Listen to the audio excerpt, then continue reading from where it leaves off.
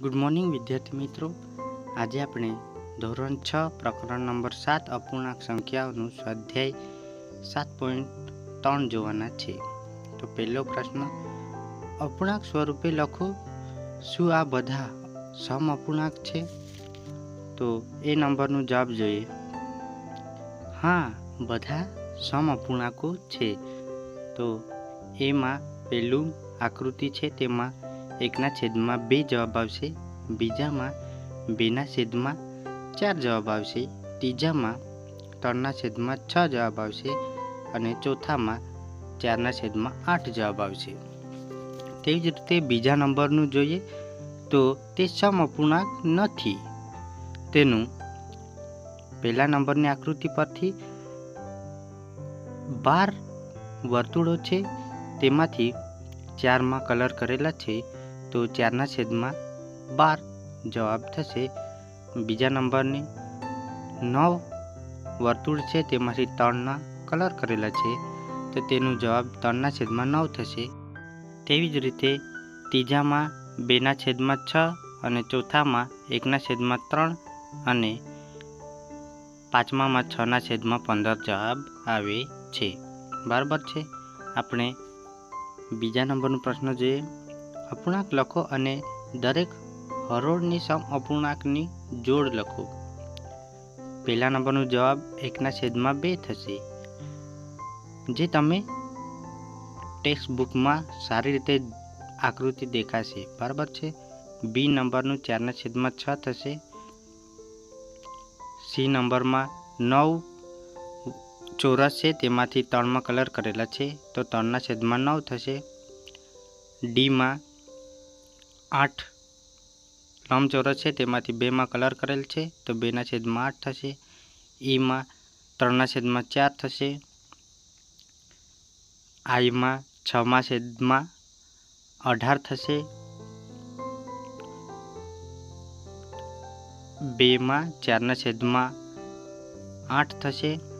3માં 12/16 થશે અને આ 8/12 થશે.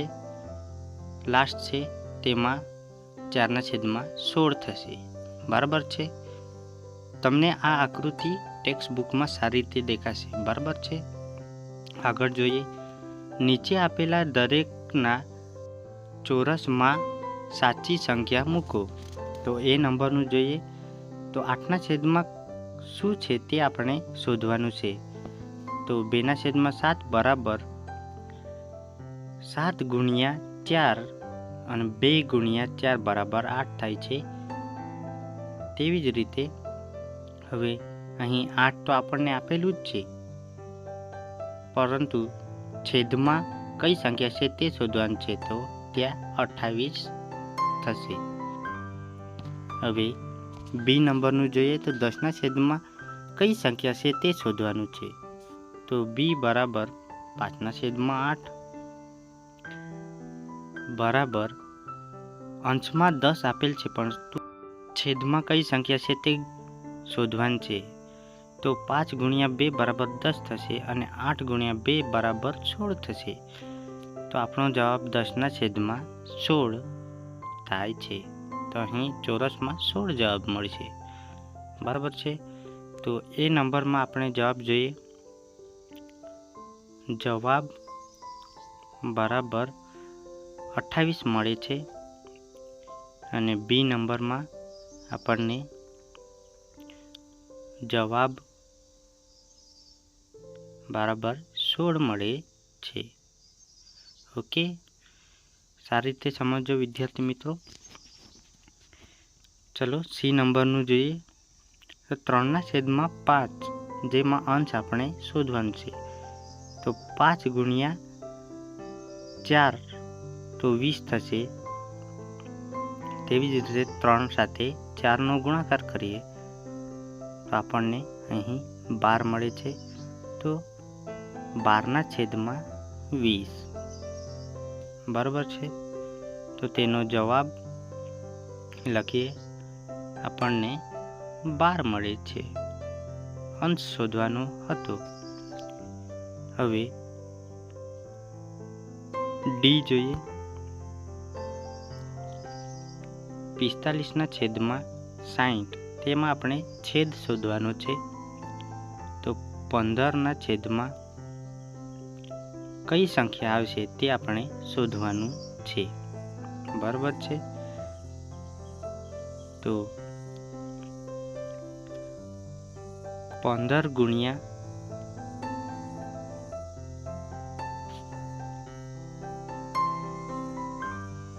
3 છેદમાં 3 અને ગુણાકારમાં 20 તારી 60 થાય છે.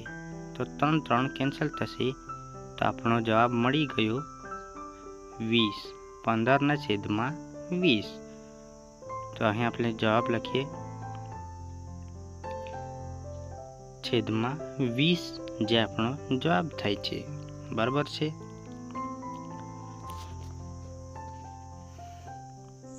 ચાલો ઈ જોઈએ. 18 છેદમાં 24. તો આપણે આમાં અંશ શોધવાનું છે. બરાબર. તો 6 ગુણ્યા 3 છેદમાં 6 ગુણ્યા 4. 6 6 કેન્સલ થશે, તો 3 છેદમાં 4. તો આપણને જવાબ મળી ગયો. જવાબ છે 3. અંશમાં 3 આવે છે. ઓકે. ચાલો હવે ચોથા નંબરનો પ્રશ્ન જોવાના છે. ઓકે વિદ્યાર્થી મિત્રો, કોઈ પણ ડાઉટ હોય તો તમે કમેન્ટમાં પૂછી શકો છો. 3 છેદમાં 5નો સમઅપૂર્ણાંક શોધો જેનો પહેલા નંબરનું છેદ 20 હોય. બરાબર છે. તો 3 છેદમાં 5 એ છેદ 20 હોય તે આપણે ગણવાનું છે. આપણે છેદમાં 20 લાવવાનું છે. બરાબર છે. તો 3 છેદમાં 5 ગુણ્યા 4, 3 સાથે બી 4 ગુણાશે, તો બરાબર 12 છેદમાં 20, જે આપણો આન્સર થશે. છેદમાં 20 આવી ગયો. બરાબર. તેવી જ રીતે આપણે બી જોઈએ. તો અહીં અંશમાં આપણે 9 લાવવાના છે. બી અંશ 9.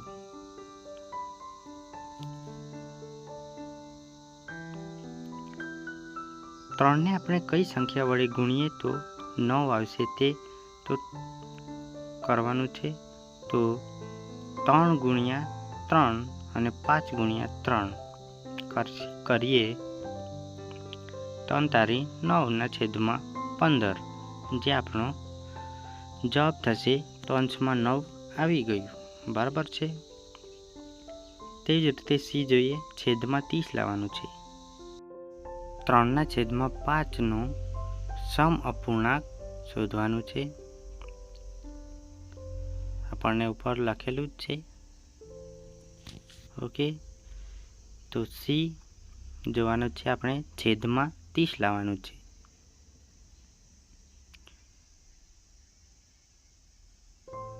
માટે 3 છેદમાં 5 ગુણ્યા 6 ગુણ્યા 30 લાવવાનું છે. તો અહીં પણ 6 મૂકીએ. તો 3 6 18 અને 5 6 30, જે આપણો જવાબ આવી ગયો 30. બરાબર છે.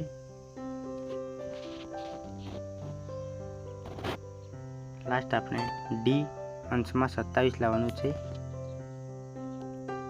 અંશ 27.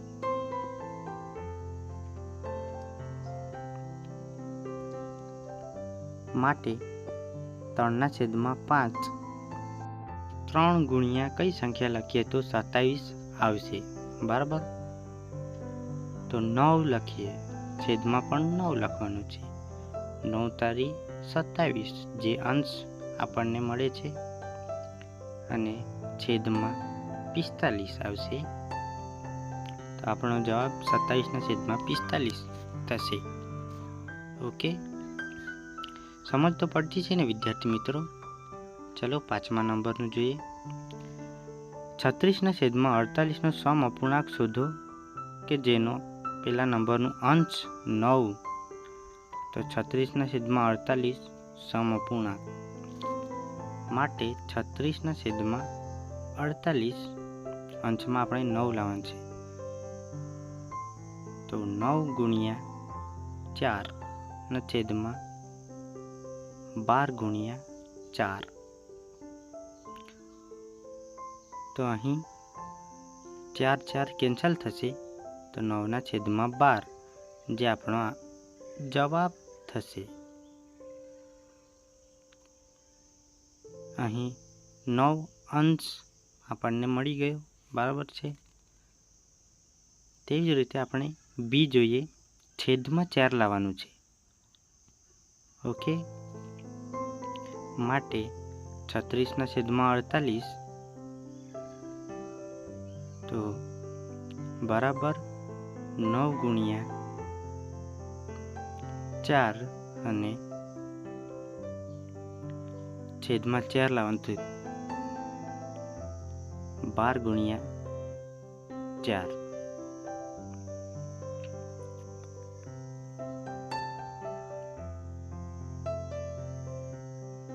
ત્રણ ગુણ્યા 3 ગુણ્યા 4 અને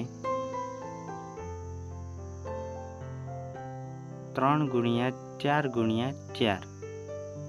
તો 3 3 કેન્સલ થશે, 4 4 કેન્સલ થશે, તો છેદમાં આપણો 4 આવી ગયો, 3ના છેદમાં 4.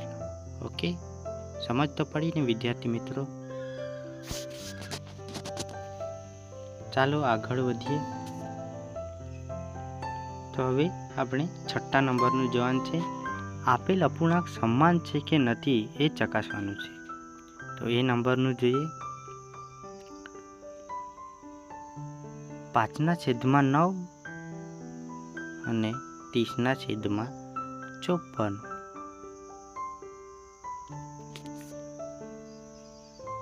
તો અહીં આપણે માટે 5/9 લખીએ, બરાબર કરીને 30/54 લખીએ.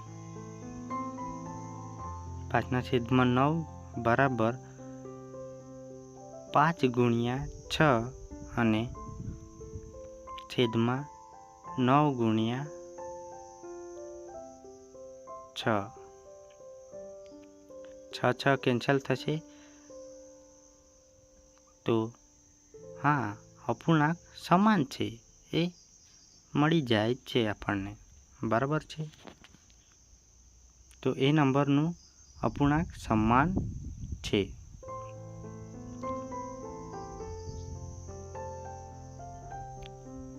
બી જોઈએ.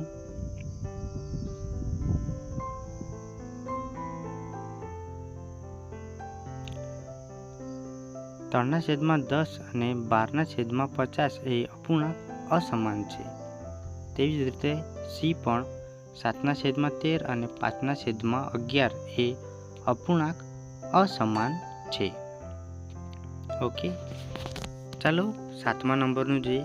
નીચે આપેલા અપૂર્ણાંકને તેના અતિ સંક્ષિપ્ત સ્વરૂપમાં ફેરવો.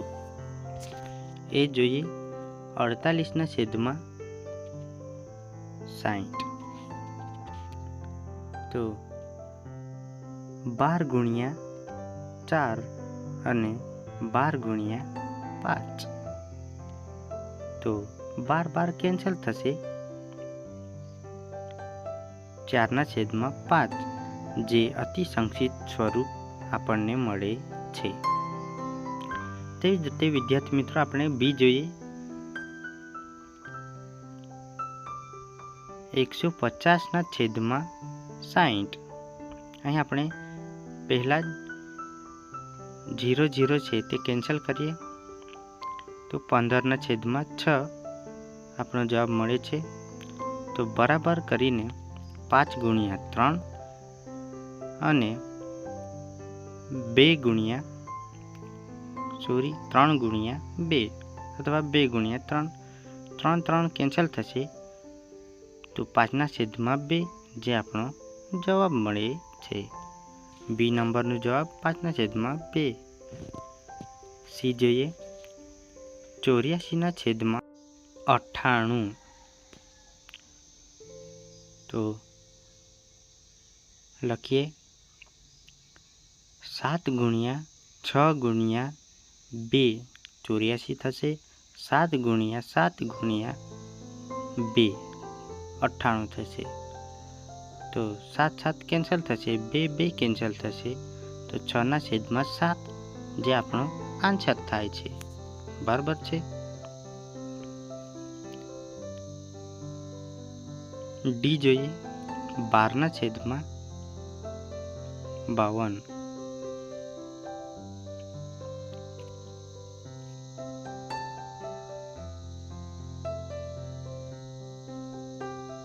બરાબર 12/13 ચોક 52. 3 ચોક 12. 13 × 4. અહીં 4 4 કેન્સલ થશે.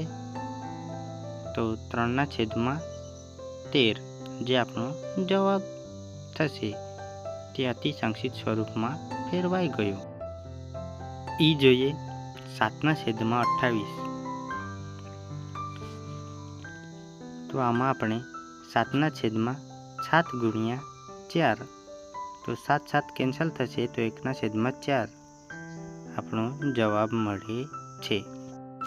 ચાલો આગળ જોઈએ. આપણે 8મા નંબરનું જોઈએ. રમેશ પાસે 20 પેન્સિલ છે, શીલુ પાસે 50 પેન્સિલ છે, જમાલ પાસે 80 પેન્સિલ. 4 મહિના પછી રમેશે 10 પેન્સિલનો ઉપયોગ કરી લીધો. શીલુએ 25 પેન્સિલનો અને જમાલે 40 પેન્સિલનો ઉપયોગ કર્યો. દરેકે કેટલા ભાગનો ઉપયોગ કર્યો ચકાસો. તેઓએ પેન્સિલનો સરખા ભાગનો ઉપયોગ કર્યો. તો આપણે લખીએ રમેશ પાસે 20 પેન્સિલ છે, શીલુ પાસે 50 પેન્સિલ છે અને જમાલ પાસે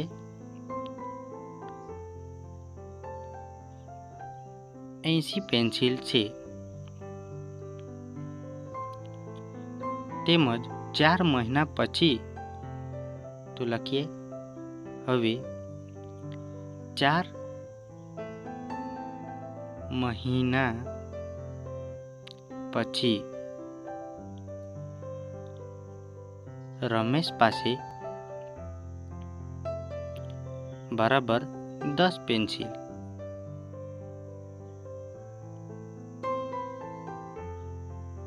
રહે છે.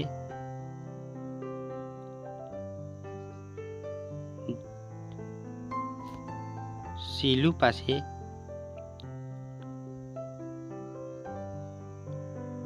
25 પેન્સિલ રહે છે.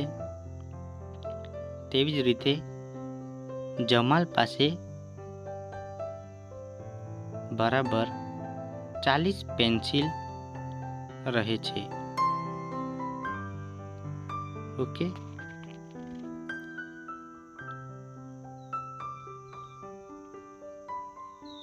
તો માટે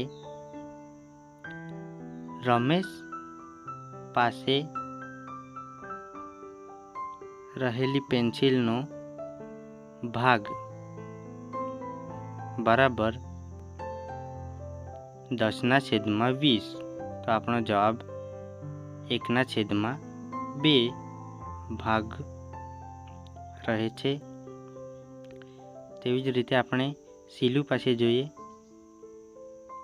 શીલુ પાસે પેન્સિલનો ભાગ તો બરાબર આપણને 25/50. તો 1/2 ભાગ રહે છે.